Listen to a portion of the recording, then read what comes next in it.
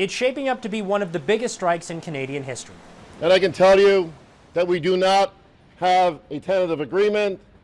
The Public Service Alliance of Canada, 155,000 members, will be on strike as of 12:01 a.m.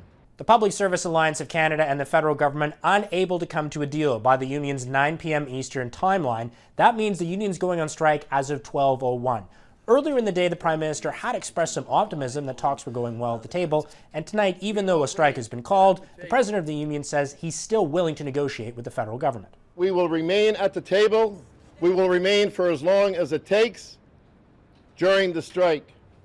And we will remain on strike until the government addresses our key issues.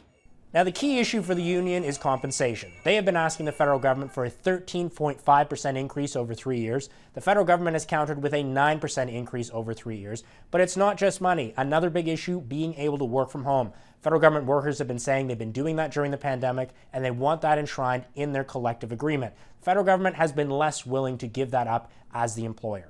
Now, the picket lines will be going tomorrow. There'll be 250 across the country. That's what the union has said. A big one here in Ottawa at Parliament Hill, Trudeau Airport in Montreal, as well as City Hall in Toronto, so there could be some disruptions for folks heading to work tomorrow.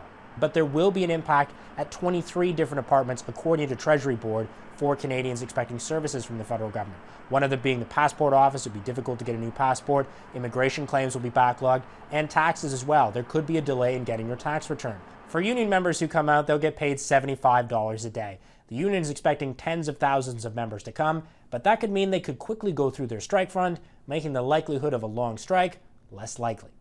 Mackenzie Gray, Global News, Ottawa.